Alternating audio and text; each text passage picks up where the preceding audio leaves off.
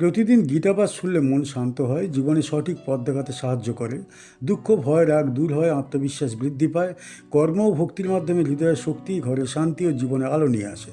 তাই প্রতিদিন আমাদের চ্যানেল থেকে 2টি শ্লোক সহ একটি পাঠ শুনুন।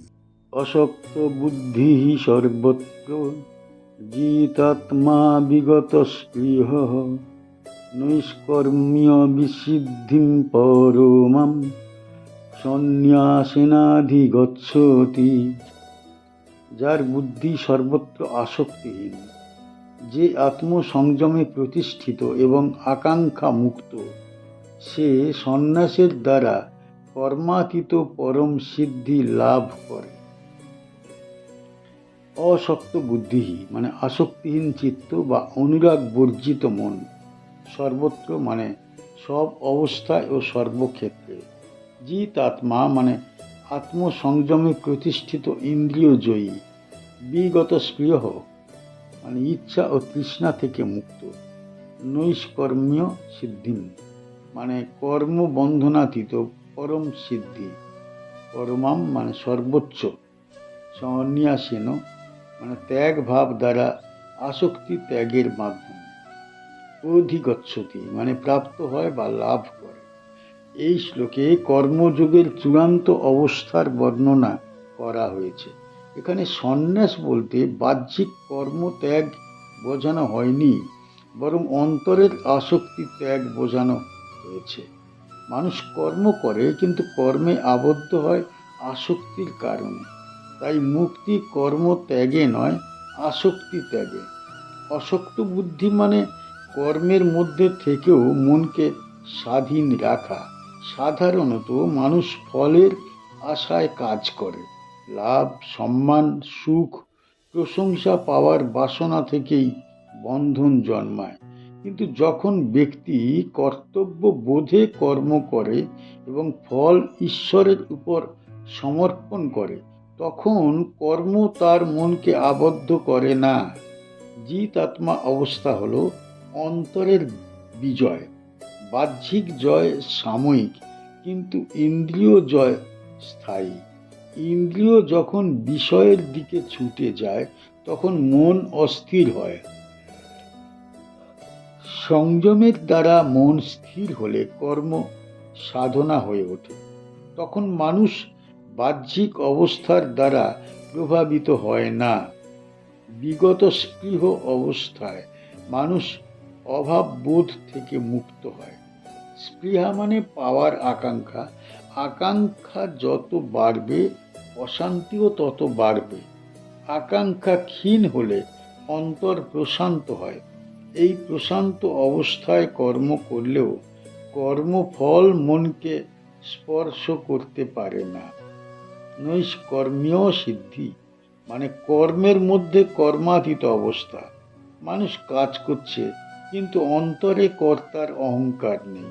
সে নিজেকে কর্তা বলে মনে করে না, ঈশ্বরকে কর্তা জ্ঞান করে। তখন কর্ম আর বন্ধনের সৃষ্টি করে না, বরং মুক্তির কারণ হয়ে ওঠে। এটিই পরম সিদ্ধি। কুরুক্ষেত্রের উপদেশ দেওয়ার সময় অর্জুন ভেবেছিলেন যে কর্ম ত্যাগ করলে শান্তি লাভ হবে। তখন ভগবান শ্রীকৃষ্ণ তাকে বোঝালেন, কর্ম ত্যাগ নয়, আসক্তি ত্যাগই প্রকৃত সন্ন্যাস। যুদ্ধক্ষেত্রে থেকেও যদি মন অনাসক্ত হয়, তবেই মুক্তি সম্ভব। এই শিক্ষা দ্বারা বোঝানো হয় যে মুক্তি বনবাসে নয়, মনোবাসে। অবস্থান পরিবর্তন নয়, চেতনা পরিবর্তনই সাধনার প্রধান লক্ষ্য। আমরা এই শ্লোক থেকে কি শিখতে পারি? এই শ্লোক শেখায় শান্তির উৎস বাইরের জগতে নয়, অন্তরে। মানুষ সাধারণত ভাবে পরিস্থিতি বদলালে সুখ আসবে, কিন্তু মন না বদলালে কিছুই বদলায় না। তাই কর্তব্য পালন করেও মন শান্ত রাখা সম্ভব। আরো বোঝা যায় যে প্রকৃত ত্যাগ মানে বস্তু ত্যাগ নয়, আসক্তি ত্যাগ। সংসারে থেকেও মুক্ত হওয়া যায় যদি কর্তার অহংকার ত্যাগ করা যায়। কাজ তখন পূজা হয়ে ওঠে। এতে আরেকটি শিক্ষা আছে, আত্মসংযম ছাড়া আধ্যাত্মিক উন্নতি হয় না। ইন্দ্রিয় নিয়ন্ত্রণ মানেই দমন নয়, সঠিক স্থানে স্থাপন। যখন মন ঈশ্বর চিন্তায় স্থির হয় তখন বিষয়ের আকর্ষণ কমে যায়। অতএব জীবনের সাধনা হলো কর্তব্য পালন, ফল ঈশ্বর অর্পণ, মন সংযম এবং আকাঙ্ক্ষা হয়। এই অবস্থায় মানুষ কর্ম করেও কর্মাতীত থাকে। তখনই জীবনে মুক্তির স্বাদ আসে এবং অন্তর পরম শান্তিতে প্রতিষ্ঠিত হয়। সিদ্ধিং প্রাপ্ত যথা ব্রহ্ম তথাপ্নোতি নিবোধ মে, সমাসেনৈব কৌন্তেয় নিষ্ঠা জ্ঞানস্য ইয়া পরা। হে কৌন্তেয়, মানুষ যেভাবে সিদ্ধি লাভ করে পরে ব্রহ্ম প্রাপ্ত হয়, সেই পরম জ্ঞান নিষ্ঠার পথ সংক্ষেপে আমার কাছ থেকে শ্রবণ করো।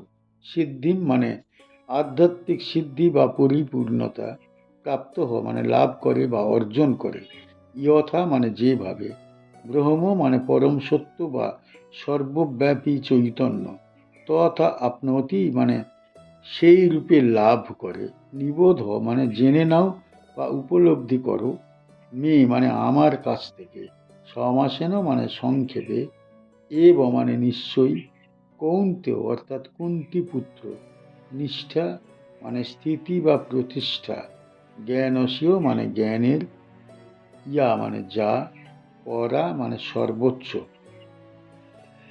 এই শ্লোক জ্ঞান যোগের অন্তিম উদ্দেশ্য ব্যাখ্যা করার সূচনা। এখানে বলা হয়েছে কর্মের শুদ্ধতার মাধ্যমে মানুষ প্রথমে সিদ্ধি লাভ করে, তারপর সেই সিদ্ধি তাকে ব্রহ্মজ্ঞান লাভের উপযুক্ত করে তোলে। অর্থাৎ মুক্তি হঠাৎ কোনো প্রাপ্ত অবস্থা নয়, এটি ধাপে ধাপে অন্তর পরিশুদ্ধির ফল। সিদ্ধি বলতে অলৌকিক শক্তি বোঝানো হয়নি, বোঝানো হয়েছে অন্তরের পরিপক্কতা। যখন মন শান্ত, বুদ্ধি স্থির এবং অহংকার ক্ষীণ হয়, তখন মানুষ সিদ্ধ অবস্থায় পৌঁছায়। এই অবস্থায় সে সত্য উপলব্ধির যোগ্য তৈরি হয়। তার আগে ব্রহ্মতত্ত্ব সম্পর্কে কেবল ধারণা থাকে, কিন্তু বাস্তব অভিজ্ঞতা হয় না। ব্রহ্মপ্রাপ্তি মানে সর্বত্র এক চৈতন্য অনুভব করা। তখন ভেদ বুদ্ধি ক্ষীণ হয়, সুখ দুঃখ, লাভ ক্ষতি, মান অপমান সমবোধে গ্রহণযোগ্য হয়ে ওঠে। কারণ ব্যক্তি তখন নিজেকে দেহ বা মানসিক পরিচয়ে সীমাবদ্ধ মনে করে না, সে নিজের প্রকৃত সত্তাকেই উপলব্ধি করে। জ্ঞান নিষ্ঠা হলো সেই অবস্থা যেখানে জ্ঞান অস্থায়ী চিন্তা নয়, স্থায়ী দর্শন হয়ে যায়। মানুষ অনেক সময় শাস্ত্র শ্রবণ করে, কিন্তু পরিস্থিতি এলে ভুলে যায়। সেটি জ্ঞান নয়, স্মৃতি। জ্ঞান তখনই হয় যখন তা চেতনার স্বভাব হয়ে দাঁড়ায়। এই স্থির অবস্থায় পরানিষ্ঠা। এই শ্লোকের মর্ম হল সাধনার ধারাবাহিকতা। প্রথমে কর্তব্য পালন দ্বারা চিত্তশুদ্ধি, তারপর বৈরাগ্য, তারপর জ্ঞান এবং সর্বশেষে ব্রহ্মস্থিতি। তাই মুক্তি কোনো আকস্মিক ঘটনা নয়, এটি অন্তরের পরিণতি। কুরুক্ষেত্রের উপদেশে অর্জুন কর্ম, জ্ঞান এবং সন্ন্যাসের সম্পর্ক জানতে চেয়েছিলেন। তখন ভগবান শ্রীকৃষ্ণ তাকে বোঝাতে শুরু করেন যে কর্মযোগের মাধ্যমে মন পরিশুদ্ধ হলে মানুষ জ্ঞান নিষ্ঠায় প্রতিষ্ঠিত হয় এবং শেষে ব্রহ্ম উপলব্ধি করে। এই শ্লোক সেই পরবর্তী ব্যাখ্যার ভূমিকা, যেখানে আধ্যাত্মিক উন্নতির সম্পূর্ণ পথ সংক্ষেপে জানানো হবে। আমরা এই শ্লোক থেকে কি শিখতে পারি? এই শ্লোক শেখায় যে আধ্যাত্মিক জ্ঞান কেবল বুদ্ধির বিষয় নয়, তা জীবন চর্চার ফল। আগে জীবন শুদ্ধ করতে হয়, তারপর জ্ঞান স্থায়ী হয়। তাই কর্ম ও জ্ঞান পরস্পরের বিরোধী নয়, একে অন্যের সহায়। এতে বোঝা যায় যে ধৈর্যের প্রয়োজন।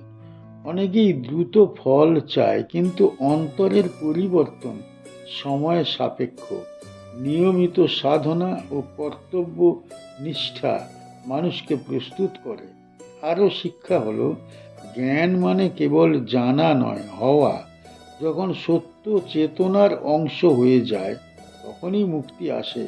তাই প্রতিদিনের আচরণ, চিন্তা এবং মনোভাব সাধনার ক্ষেত্র।